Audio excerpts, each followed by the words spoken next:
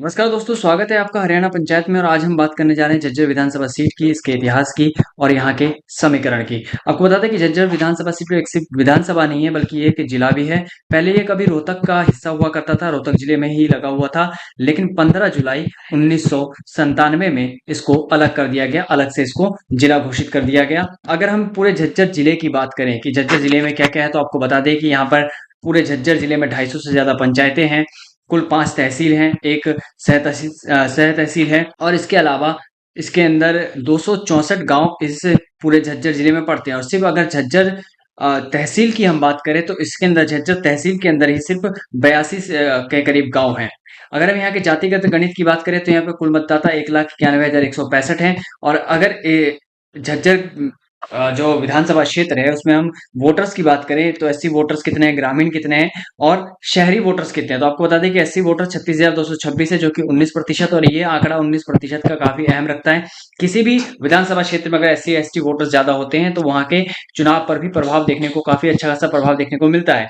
अगर हम ग्रामीण वोटर्स की बात करें और शहरी वोटर्स की बात करें, तो ग्रामीण जो है 1,51,651 है, 80% है। वहीं शहरी वोटर्स जो है मात्र 39,532 यानी 20% है। हमने आपको पहले बताया कि झज्जर जिले में झज्जर जो विधानसभा है उसके अंदर ही कुल 82 गांव है, और ये 82 गांव तय करेंगे कि यहाँ से कौन विधायक चुनकर जाएगा, और यही 80% वोटर ही तय करेंगे कि यहाँ से कौन जीतेगा कौन हारेगा। इसलिए यहाँ ग्रामीण इलाका होने के कारण यहाँ पे जो मैनिफेस्टो तैयार होगा या जो भी विधायक यहाँ पे चुनावी घोषणाएं करेगा, वो इस बात का जरूर ध्यान रखेगा, और यहाँ पे किसानों का काफी अच्छा खासा प्रभाव भी देखने को मिलेगा। अब हम इस सीट की बात करते हैं, यहाँ पे कितना मतदान हुआ था 2019 के विधानसभा चुनाव में। तो आपको बता दें कि उस समय 63.99% मतदान हुआ था। ये आंकड़ा काफी अच्छा है, और इस बार उम्मीद है कि ये आंकड़ा और ज्यादा बढ़ेगा। और जब भी आंकड़ा बढ़ता है या घटता है, तो इसका प्रभाव भी रूलिंग पार्टी पर देखने को मिलता है, और इसका असर दूसरी पार्टी पर भी देखने को मिलता है। अगर हम जैसे विधानसभा के राजनीतिक दलों का वोट शेयर देखें कि किसको कौन से चुनाव में कितना वोट शेयर मिला, कब कौन सी पार्टी आगे हुई और कब कौन सी पार्टी पीछे हुई, तो सबसे पहले हम बात करते हैं 2009 के विधानसभा चुनाव की। कांग्रेस पार्टी को मिले थे 7.25%। वहीं बीजेपी शून्य पर थी। यह आंकड़ा बड़ा मायने रखता है कि 2000 विधानसभा में बीजेपी का यहाँ कोई अस्तित्व ही नहीं था। वहीं जेएनजेपी पार्टी की बात करें, तो वो भी शून्य पर रहा। इंडियन नेशनल लोकदल को 25.95% था, एचजीसीबीएल को 5.14%। तो बीजेपी जो है, भारतीय जनता पार्टी जो है, वो क्षेत्रीय पार्टियों से भी पीछे थी, और कांग्रेस की यहाँ पे आप देख सकते हैं कि अच्छी खासी पकड़ थी। लेकिन 2014 का जब चुनाव आता है, 2014 चुनाव में जब मोदी लहर चल रही थी, तब भी कांग्रेस को यहाँ पे ज्यादा नुकसान नहीं हुआ। 48.2%, 27% यहाँ पे वोट शेयर रहा। बीजेपी हालांकि शून्य से 18.84% पे आ गई। Indian National Lokdal 23.45%, 2% vote share घटा, बाकी सब शून्य पर है। तो बीजेपी को थोड़ा सा फायदा देखने को मिला, लेकिन कांग्रेस को नुकसान काफी ज्यादा हुआ, यहाँ पे 60 से 48 पे आ गई। लेकिन जब 2019 के विधानसभा चुनाव हुए, उस समय कांग्रेस का वोट शेयर और घटा, 41.8% पे आ गई। भारतीय जनता पार्टी 28.31%, जेएनजीपी 22% पे, बाकी सभी शून्य पे। तो बीजेपी लगातार यहाँ पे अपना वोट शेयर बढ़ाते जा रही है। अगर आंकड़ा देखिए 2009 का, 2014 का, 2019 का, तो जहां शून्य था वहां 18, 18 से 28, ये आंकड़ा बीजेपी के लिए काफी अहम रखेगा। लेकिन वहीं कांग्रेस पार्टी के लिए आप देखिए कि किस तरह से वोट शेयर लगातार घटता रहा है। अगर हम बात करें लोकसभा चुनावों की, 2009 का लोकसभा चुनाव, कांग्रेस का वोट शेयर 71.79% था, जो काफी अहम और काफी मायने रखता है कांग्रेस के लिए। बीजेपी यहाँ पर शून्य पर थी, जेएनजेपी शून्य पर थी, इंडियन नेशनल लोकदल 70.62%, और बसपा 7.6%। तो बस जो भारतीय जनता पार्टी है, वो यहाँ क्षेत्रीय दलों से भी काफी पीछे हुआ करती थी, और कांग्रेस का अच्छा खासा दबदबा था। लेकिन 2014 के चुनाव में कुछ आंकड़े बदले, कांग्रेस को नुकसान हुआ, 50.6% पे आ गई। वही बीजेपी का वोट शेयर बढ़ा, 28.89% पे आया। इंडियन नेशनल लोकदल का 15.54%। 2019 के चुनाव आते आते लगभग दोनों आसपास ही आ गए। कांग्रेस 48.7% पे आई, तो भारतीय जनता पार्टी जो है 44.7% पे आ गई, बाकी सभी शून्य पर है। तो यहाँ आप देख सकते हैं कि टक्कर देखने को मिली थी।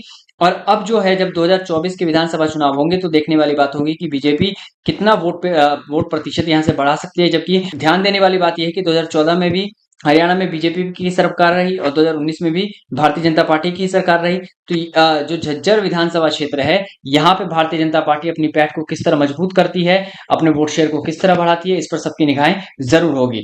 अगर हम पिछले 6 चुनावों की यहाँ बात करें झज्जर विधानसभा में, तो कांग्रेस 6 बार आगे रही है, बीजेपी शून्य रही, अन्य पार्टियां भी शून्य रही। तो बीजेपी के लिए शून्य का आंकड़ा यहाँ पे तोड़ना बड़ा महत्वपूर्ण होगा, क्योंकि आप देखिए कि 2009 तक बीजेपी के पास कुछ भी नहीं था, खाली हाथ था।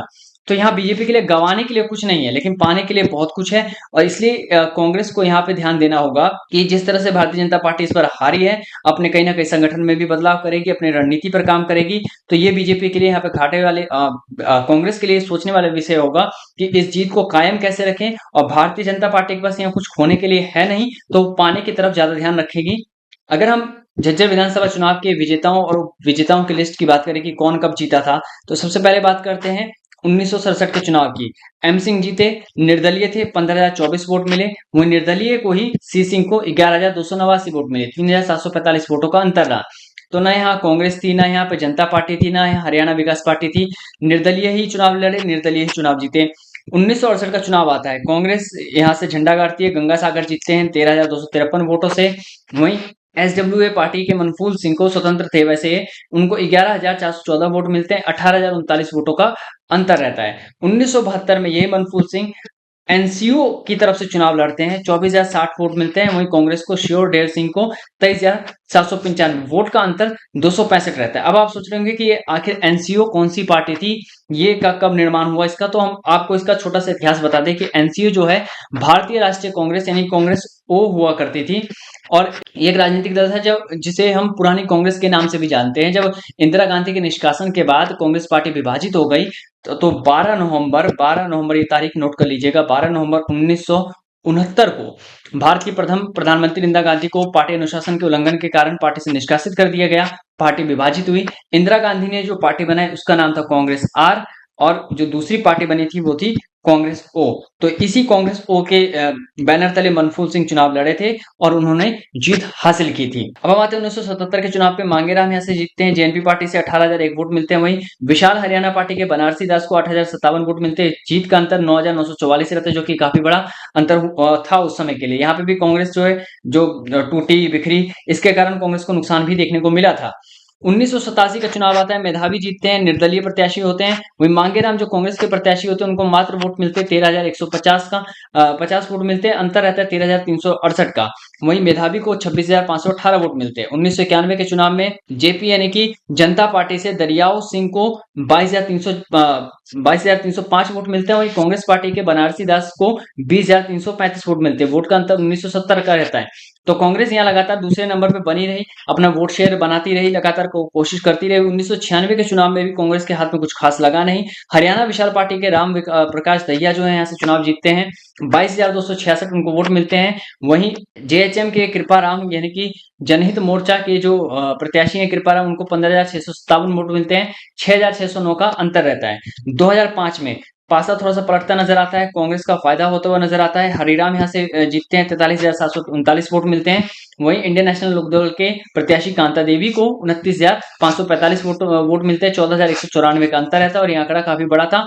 कांग्रेस ने यहाँ पे जिस तरह देखिए आपकी लगातार 1991 पे दूसरे नंबर पर रही, 1987 में दूसरे नंबर पर रही, इसके बाद क्या नाम है 1972 में जो है दूसरे नंबर पर, 1968 में हालांकि जीत हासिल की थी। तो कांग्रेस ने वापसी की यहाँ पे 2005 तक आते आते। 2009 में कांग्रेस से ही गीता जीतती है, 48,806 वोट मिलते हैं। वो इंडियन नेशनल लोकदल की कांता देवी को 21,023 वोट मिलते हैं। वोट का अंतर रहता है 27,783 का।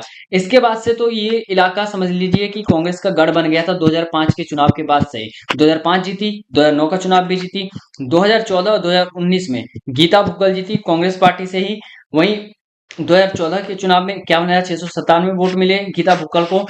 इंडियन नेशनल लोकदल के प्रत्याशी साधुराम को 25,113 वोट मिले, 26,584 वोटों का अंतर रहा। जबकि आप देखिए कि 2014 जब पूरे देश में मोदी की लहर चल रही थी, उस समय भी यहाँ पे कांग्रेस का पत्ता तक नहीं हिला पाई बीजेपी। ये खास बात ध्यान रखने वाली बात होगी यहाँ पे। 2019 का चुनाव आता है, गीता भुक्कल फिर से एक बार जीतती है, 46,480 वोट मिलते हैं। वही भारतीय जनता पार्टी दूसरे नंबर पर आती है, राकेश कुमार को 31,481 वोट मिलते हैं, 14,999 वोटों का अंतर रहता है। कमाल की बात यह है कि 2014 और 19 में 2 बार हरियाणा में भी बीजेपी की सरकार रही है। अभी हाल ही में मुख्यमंत्री को भी बदला गया, लेकिन झज्जर विधानसभा सीट पे कांग्रेस का जो मजबूती है, जो उनका किला है, उसको बीजेपी अभी तक भेद नहीं पाई है। इसलिए ये चुनाव बड़ा ही अहम होगा। बीजेपी के लिए इस इलाके से खास तौर पर। तो ये थी बात झज्जर विधानसभा सीट की, यहाँ के इतिहास की, यहाँ के समीकरण की। तो इसलिए बीजेपी के लिए इस बार का चुनाव खास होने वाला है, खासतौर पर झज्जर वाले इलाके में। वहीं कांग्रेस चाहेगी कि जो 6 लगातार वो चुनाव जीती है पिछले, वो इसका आंकड़ा बढ़ा के 7 करे, और इस बार जिस तरह से लोकसभा चुनाव में 5-5 की बराबरी रही है, वो भी दिखाए, कांग्रेस अपनी ताकत एक बार फिर से दिखाए, और झज्जर जो उनका मजबूत किला रहा है उसको और मजबूत करे। वहीं बीजेपी पूरी कोशिश करेगी कि झज्जर विधानसभा सीट में कांग्रेस के किले में सेंध करे, और अन्य जो क्षेत्रीय दल हैं उनको ना आने दे आसपास में। तो भारतीय जनता पार्टी के लिए यहाँ पर टफ फाइट होने वाली है। वहीं कांग्रेस इस बात से आश्वस्त होगी, खुश होगी कि 2014 में जब मोदी की लहर चल रही थी, 2019 में जब मोदी की लहर चल रही थी, तब भी कांग्रेस का यहाँ पे पत्ता तक नहीं हिल पाया। तो 2024 के चुनाव में भी कांग्रेस जो है यही कोशिश करेगी कि इस सीट को पूरी तरह से मजबूत रखा जाए। तो ये था पूरा झज्जर विधानसभा सीट का इतिहास, यहाँ का समीकरण। ऐसी तमाम जानकारी के लिए आप हमारे साथ बने रहिए, और अगर आपके पास भी अपने विधानसभा क्षेत्र से जुड़ी कोई रोचक तथ्य है, कोई रोचक जानकारी है, तो आप हमें जरूर शेयर कर सकते हैं।